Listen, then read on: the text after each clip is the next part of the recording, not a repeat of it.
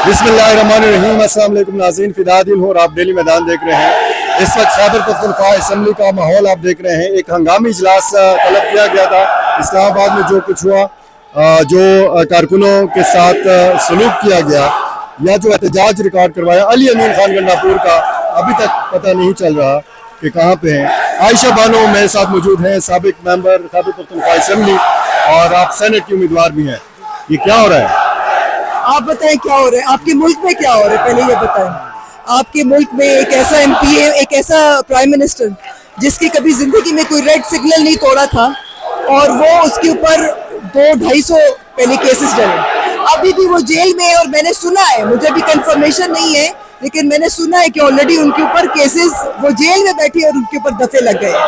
Already 16-17 cases लग गए हैं। मुझे ये इन्फॉर्मेशन ज़बानी मिली है, मैंने देखा नहीं। तो आप मुझे बताइए मुल्क में क्या हो रहा है। आप मुझे ये बताएं कि कल की हमारी प्रोटेस्ट किस बारे में थी। पूरे पाकिस्तान को पता है, पूरी दुनिया को पता है कि हमारी सिर्फ और सिर्फ कानून की बालादस्ती, हमारी कोर्ट्स की इंडिपेंडेंस, आइन की सुप्रीमेसी ऑफ लॉ और आइन की वजह से थी। तो आप मुझे बताइए, क्या ये हमारा एक जमहूरी हक नहीं है कि हम किस चीज़ के लिए प्रोटेस्ट पे इसलिए तो नहीं निकले थे कि मेरे पास मोबाइल नहीं है या पुराना है या नया है। हम तो पब्लिक की आवाज़ और पब्लिक के लिए निकले थे। तो क्या ये कोई जवाब था हमारे कारकुनों के ऊपर किस किस्म की बेदर्दी से शेलिंग हुई, जिस बेदर्दी से आप ये सोचे सड़कें पूरी मोटरवे काटी गई, पूरे खंदक बनाए गए, जैसे पता नहीं कि कोई इंडिया हमला कर रहा है। तो आप मुझे बताइए, ये क्या मुनासिब आपको लगता है? ये रिएक्शन आना है? इन बच्चे, ये जो बच्चे हैं या हम लोग हैं, हमारे अपने बच्चे इस मुल्क में रह रहे हैं। आप मुझे बताएं पाकिस्तान की हालत 2-2.5 सालों में जो हो गई है, आप मुझे ईमान से बताएं, अगर आप पाकिस्तानी और हलाल की कमाते हैं, आपको लगता है कि इस मुल्क में गुजारा मुमकिन है? ये वही कारकुन हैं जो इस्लामाबाद डी चौक पहुंचना चाहते थे। ये देखें, अब तो पाकिस्तान की 80 to 85% पाकिस्तान पीटीआई, पाकिस्तान तहरीक इंसाफ आपके मुल्क की सबसे बड़ी पार्टी बन गई है।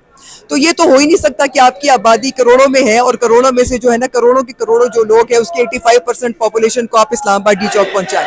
ये तो वो लोग थे जो इनिशियल फेज में चले गए। ये या वो लोग हैं जो इंशाल्लाह जाएंगे, अगर जरूरत पड़ी तो इंशाल्लाह हम फिर भी जाएंगे। और मेंबरान असेंबली नहीं गए कि ये वापस आ गए? नहीं, सब गए थे। सब गए हैं, कुछ वहीं पर हैं, कुछ ये जब हमारी असेंबली का सेशन का इजलास बुलाया गया तो हम लोगों को यहाँ पर भी आना पड़ा, तो हम यहाँ पर भी जाएंगे और दोबारा भी जाएंगे जब जरूरत पड़ी। क्या आपको लगता है कि यहाँ पे जब इजलास होगा सूबाई असेंबली का, तो इसमें जो तकरीरें होंगी या जो करारदादें होंगी या जो भी बिजनेस होगा, वो कितना मुअस्सर होगा? देखिए, अगर आप मुअस्सर की बात करते हैं तो लोग तो यहाँ पर आपका एक पाकिस्तानी की हैसियत से कुरान के बाद, अगर कुरान शरीफ और आपकी अहादीस के अलावा और सुन्नत के अलावा अगर कोई एक किताब हमारे लिए एज अ पाकिस्तानी मोतबर है तो वो क्या है? आपका आइन है। आपके आइन को कोई मानता है? तो हम तो अपनी तरफ से लीगल एक जो जायज़ हमारे पास एक हमारा हक है, लीगल भी हम उसको परसू करेंगे। हम अपना कोर्ट में भी पिटिशन डाल चुके हैं, क्योंकि हम, आप देखिए, पाकिस्तान ऐसा मुल्क बन गया है कि आपका chief minister elected chief, form 47 वाली प्राइम मिनिस्टर की बात नहीं कर रहे हैं, इलेक्टेड चीफ मिनिस्टर जो लाखों लोग वोट लेकर आया है, महीने में 2 दफा उठाए और अब्डक्ट हो जाता है। तो आप ये सोचें, ये खौफ की बात है। आप डरे इस दिन से, क्योंकि अगर उनके साथ ये हो सकता है तो आप और हम तो कोई तिनके के बराबर हमारी कोई हैसियत नहीं है। वैसे कुछ अंदाजा है कि कहाँ पे हैं अली अमीन गंडापुर साहब? अल्लाह करे कि हमें पता लग जाए। अल्लाह करे, अल्लाह उनको अपने हिफ्ज़ व अमान में रखे। हमारी दुआएं हैं, क्योंकि हमारी सूबे की, देखिए, ये बात अब ज़ात पे नहीं है, ये सूबे की इज्जत पे बनी हुई बात, ये सूबे की इज्जत पर बात आई हुई है। और ये, इसमें मुझे यकीन है कि कोई ऑपोजिशन का बंदा इस बात पे खुशी नहीं मनाएगा, क्योंकि इनको खौफ आएगा कि ये अगर एक दफ़ा एक चीफ मिनिस्टर के साथ हो सकता है तो किसी और के साथ भी हो सकता है, और ये होगा इंशाल्लाह। ये फॉर्म 47 वाले प्राइम ये गंडापुर साहब के साथ पहली दफा नहीं हुआ। इससे पहले भी 8-10 घंटे गायब रहे, और उसके बाद फिर उन्होंने कहा कि एक अमन व अमान के हवाले से एक खसूसी इजलास था, मैं उसमें शरीक था, मोबाइल मेरे बंद थे। तो ये जब वापस आएंगे तो इसी तरह का बयान देंगे। देखिए, कुछ चीज़ें मसलहत भी होती है ना, आपको चीज़ मसलहत भी होती है। हो सकता है कि जब अब की वो बात करेंगे, देखिए, हमारा तो काम है कि हम उनकी बात मानेंगे, और हमें यकीन है कि अगर कोई बात होगी भी तो ज़रूरी नहीं है कि हर एक बात पब्लिक के लिए हो। कुछ आपकी लीडरशिप, कुछ आपकी कोर कमेटी के इंटरनल कंजम्पशन के लिए भी होती है। तो पिछली दफ़ा शायद हुआ ना हो, लेकिन अब तो इस दफ़ा तो देखिए, हम इस दफ़ा तो सबूत है, खुद उनकी फैमिली कह रही है, खुद वो परेशान है, हम लोग परेशान है। भाई, हम साथ में गए हैं, हमारे सामने गायब हो गए, तो कैसे गायब हो सकते हैं भाई? ये कोई मजाक तो नहीं है। और दूसरा ये है کہ فیڈرل گورنمنٹ کی کسی قسم کی اسٹیٹمنٹ کی ہم نہیں مانتے. وہ تو اپنے ایک انلیگل اور ایک فارم 47 والے پرائم منسٹر کو پرائم منسٹر مانتے ہیں. تو آپ کو کیا لگتا ہے ایسے لوگوں کی باتوں کو سیریس مانا جا سکتا ہے؟ میرے حساب سے تو نہیں. یہ جو احتجاج ہے اس کو جاری رکھنے کے حوالے سے یا ختم کرنے کے حوالے سے اڈیالہ جیل سے کوئی پیغام آیا ہے؟ ابھی تک جی مجھے نہیں پتا کسی چیز کا، کیونکہ میں ابھی تک اسلام آباد میں تھی. میں ابھی پہنچی ہوں وہاں پہ. آپ کو پتہ ہے نہ تو فون تھا نہ انٹرنیٹ، کوئی بھی سہولت نہیں تھی. تو ابھی تک مجھے کچھ نہیں پتا. لیکن جب تک ہمارے چیف منسٹر صاحب بازیاب نہیں ہوتے تب تک ہماری اور ہمارے ورکرز، کیونکہ ہمارے ورکرز نہتے ورکرز تھے، ان کے اوپر جس طریقے سے بے دردی سے ان کے اوپر شیلنگ ہوئی ہے، جس طریقے سے ان کو ڈنڈوں سے ان کے سر پھاڑے گئے ہیں. ان کے پاس کیا تھا؟ ایک جھنڈا تھا اور ایک ٹوپی پہنی ہوئی تھی. تو بات یہ ہے کہ ہم اپنے ورکرز کے لیے بھی آواز اٹھائیں گے اور اپنے چیف منسٹر کے لیے اور اپنے خان صاحب کے لیے.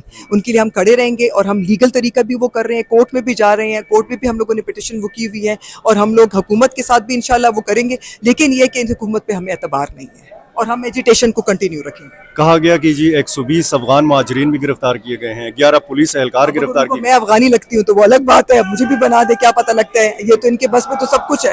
یہ کیا کر سکتی ہے؟ کیا ان کے لیے کیا مشکل ہے کرنا یا بنانا؟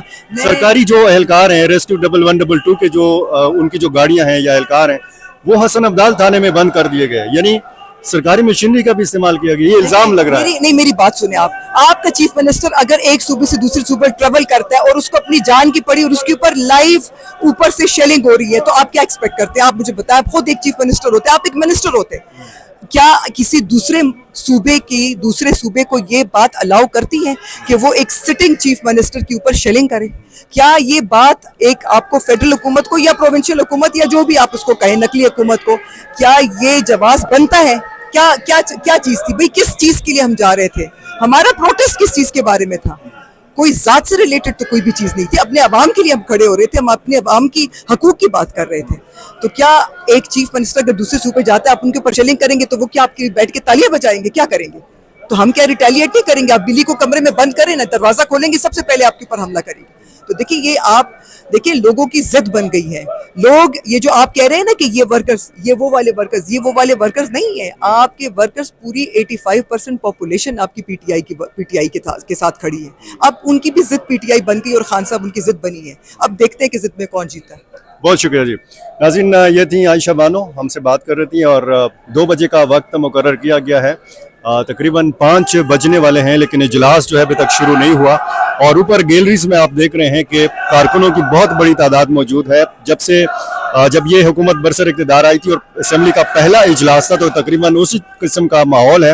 لیکن پہلے دن ہم نے یہ دیکھا تھا کہ نیچے جو گیلریز ہیں وہ بھی لوگوں سے بھری ہوئی تھی، لیکن آج جو اوپر مہمانوں کی گیلریز ہیں وہ کارکنوں سے بھری ہوئی ہیں. مسلسل یہ نعرہ بازی میں مصروف ہیں. عمران خان کی رہائی کا مطالبہ بھی کر رہے ہیں اور ساتھ ساتھ علی امین خان گنڈاپور کی بازیابی کا مطالبہ بھی ان کارکنوں کی طرف سے سامنے آ رہا ہے. بہت شکریہ.